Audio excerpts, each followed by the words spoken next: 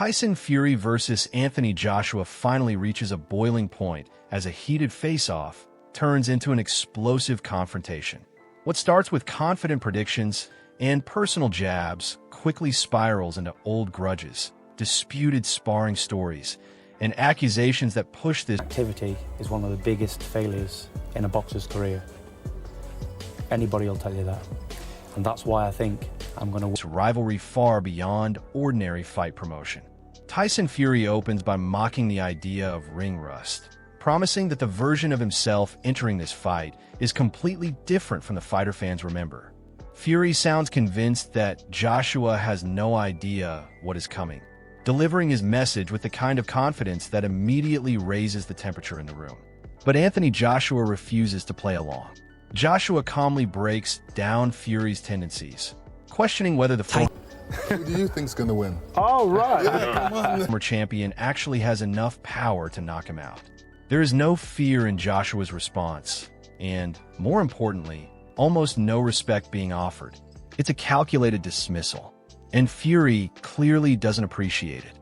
He fires back. Doesn't really mean much. I beat plenty of unbeaten fighters in my career. But it means something when there's a rivalry there between fighters, but when there's no rivalry, like you don't really know the guy, have any personal relationship with him, then it doesn't really mean anything because he's just another. By turning the underdog narrative around, portraying himself as the fighter who relies on heart rather than simply physical advantages. Fury suggests that bookmakers and critics have underestimated him before and could make the same mistake again. The insults are subtle at first. A lot of pressure, but this is just the life that I live. This is what's been bestowed upon me, and I'm in a position to perform my duty, and I'll do the best of my capabilities for sure. So yeah, I miss it, but I'm back because I understand my duty. First, then they become personal. Fury appears to compliment Joshua's impressive physique, only to destroy the compliment moments later. According to Fury, muscles mean nothing if a fighter doesn't have the heart to match them. It's a classic. I saw his interviews about sparring with AJ before the rivalry started, saying he battered me, and this young heavyweight, you want to keep an eye on him, what happened? I mean, what was this? I think this was even before AJ turned pro, wasn't it? Or 16 years ago. 16 years ago.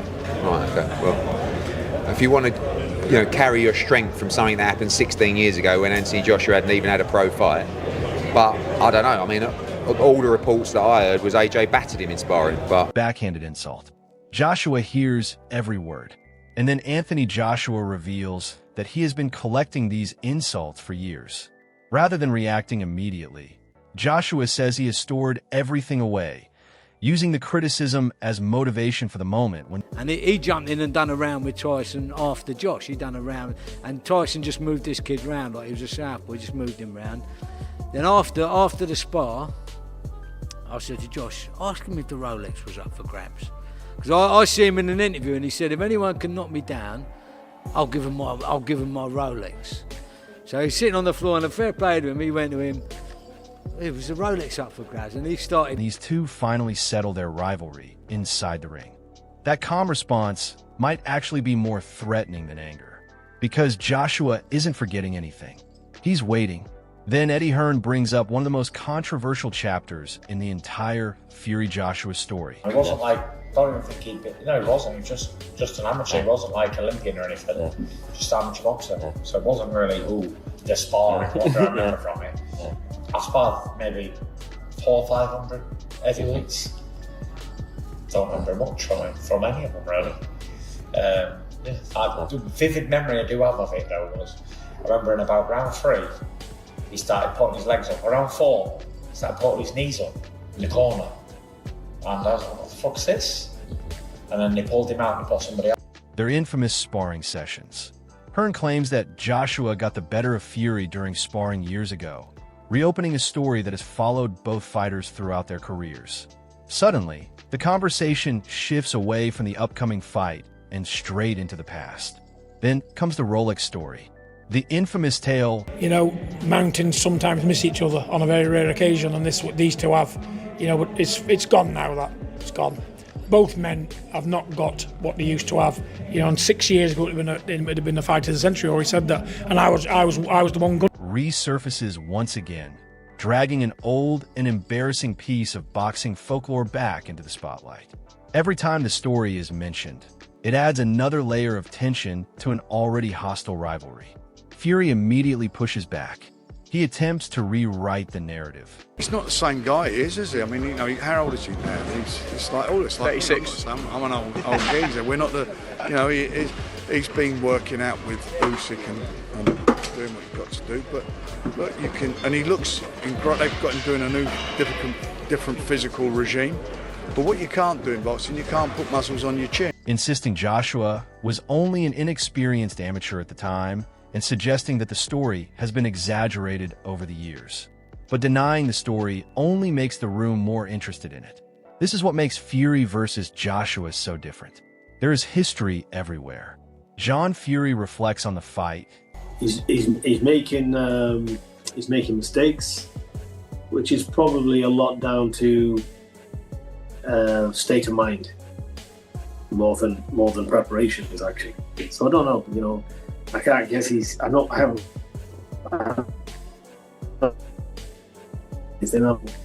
what it is. I'm only going from an outside view. But, you know, in this game, look, the mind works the body, the mind controls everything.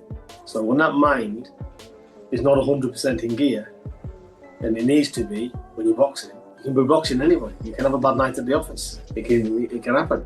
So, but the main thing, look, he showed that because he got up, he got up again. And, you know, in the second round, he got... That never happened when both men were seemingly untouchable. 6 years ago, an undefeated Tyson Fury against an undefeated Anthony Joshua looked like one of the greatest heavyweight matchups boxing could possibly make. Both men were champions. Very man he's about to face off against tonight. Anthony Joshua's next undisputed champion. Tell me, what was you thinking when he went down in the first round? First round, it's test, but AJ back. Yeah, it's boxing, you know. It's boxing, back uppercut, good. It's a knockdown, yeah. AJ back and win. But the second knockdown, and I'm close to AJ, I was even worried. Greedy belly, I know. You now will speak, ow, ow. You have cheese like weak chin, blah, blah, blah. Greedy belly, get out. Listen, Greedy Belly won last night against Marius Wack. Did you see that performance? No. Do we see AJ Greedy Belly next? Yes, of course. How does it go? I will hear. I will in ring. How will it go? AJ will. How does he win? Knock him out. There you go. AJ knockout from Alexander Usyk. Alexander, thank you so much. Guys, back to you. Both were unbeaten. Both were at the center of the heavyweight division. Yet the fight never happened. Now, all those years later, the dream matchup has finally become reality. But Frank Warren isn't interested in nostalgia. He delivers a brutal reality check, reminding everyone that neither fighter is the same. Just look at the resume of Anthony Joshua. He has the best resume in heavyweight boxing, bar none. He's always fought the toughest fights. He's fought everybody that's been a mandatory. He's never swerved anyone. You know, he's a throwback fighter. The boxing public, boxing hardcore fans, don't really like anyone that has significant success in that outer space. But still, people will think that he's been spoon-fed or he's had easy fights. He's never had easy fights. And he's a good individual who works as hard as he can, provides for his family, he's got a good heart. So I don't see how you... Same man they were during their physical prime. Training can improve conditioning, muscles can become bigger, and experience can increase. But age is something no fighter can completely defeat. That comment hits directly at Fury's pride. Then Peter Fury adds another layer of drama by questioning Tyson Fury's state of mind. When criticism comes from an opponent, it's easy to dismiss. But when questions come from someone within your own family, they can hit much harder. Last night, listen, Penga's, you know, he's got a knockout record, and so he can hit and he can hurt. But he shouldn't have been in Anthony Joshua's league, point blank. AJ, when it comes to the fashion of the fight, how he went about it, I thought he was on his front foot. He just was. I know in the gym, this guy's fluent. He's got great movement and great hand-foot-eye coordination. But then he just. There's a word called mercurial. I just learned it actually. And that describes Anthony Joshua. He's got so much talent, but it's a case of which version of him turns up when it comes to performance night. And performance night last night, the AJ that we know, the talented fighter we know, he wasn't there. The gut, the lion, the heart, he was there. Because he brought him, after 20 seconds, he got put down, had to get back up again. He was in trouble. He was still making rookie mistakes. I'm thinking, you shouldn't make those mistakes at this stage in your career. You are a former world champion. I know you're pulling your tongue out saying, I'm all right, I'm hurt. Who are you proving something to? This is about you and your corner. Forget the fans and get the job done. So concentration. And then another heavyweight legend enters the conversation. Alexander Usyk throws his support behind Anthony Joshua, calling Joshua the next undisputed champion. That endorsement carries enormous weight. Usyk has already shared the ring with both men and understands exactly what they bring to the table. So hearing him back, Joshua adds another psychological blow to Fury. Eddie Hearn then goes even further, defending Joshua's case. Do you have a prediction of how the AJ vs Tyson Fury fight could go? In the UK, to have a mega fight like that would be massive. One of the biggest fights ever. Two heavyweights, two big names. And how the fight's going to go, look, it's a hard one to say.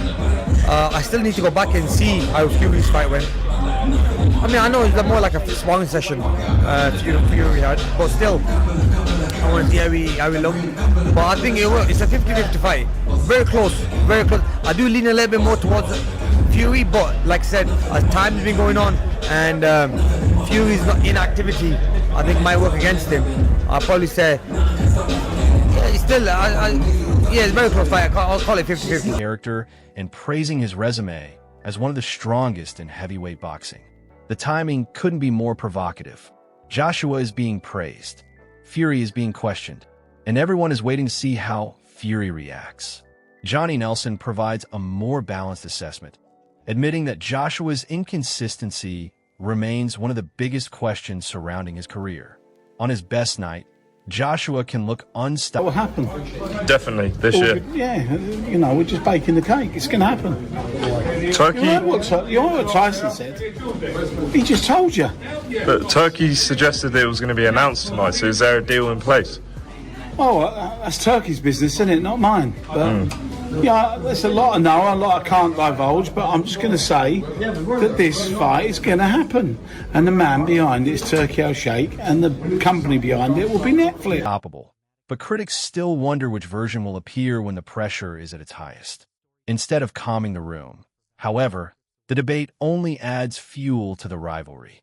Then Spencer Brown reportedly confirms that the massive collision is finally locked in, with a major Netflix deal helping bring the super fight together. Suddenly, this isn't just promotional theater. Simple, Google. You can insult Google. Treat Google like it's an idiot. Did Tyson ever talk about the sparring session with AJ? Now, here's the thing. If the interview is from 2017, 2018, 2019, then you know it's not real. If the interview is 2.5 hours after the sparring session, what are you going to go to? Of course. Which one are you going to believe? Of course. Thank you. Every insult matters. Every prediction matters. Every confrontation matters. And then Steve Bunce attacks another major part of the rivalry, questioning the legendary sparring stories and suggesting that some of the mythology surrounding them may have been exaggerated. For Fury, that's another direct challenge to his narrative. Meanwhile, Ajit Kabale, who has personally shared the ring with both fighters, gives Fury the... I spar with two guys, you know. I spar with Fury, I fight with AJ. This fight is also very close, but I think when I give a prediction for the fight, I think Fury will win the fight. Edge, while admitting the matchup is extremely close. But then everything finally explodes. The moment everyone has been waiting for arrives. Tyson Fury loses his composure and flips the table during the confrontation, turning years of buried resentment into one explosive moment. The Rolex jokes, the sparring stories, the accusations, the predictions, the insults, everything comes crashing together. Anthony Joshua stands his ground, appearing calm, while Fury's frustration becomes impossible to hide. At that point, this isn't simply promotion anymore. It's personal. Two heavyweight giants with years of unfinished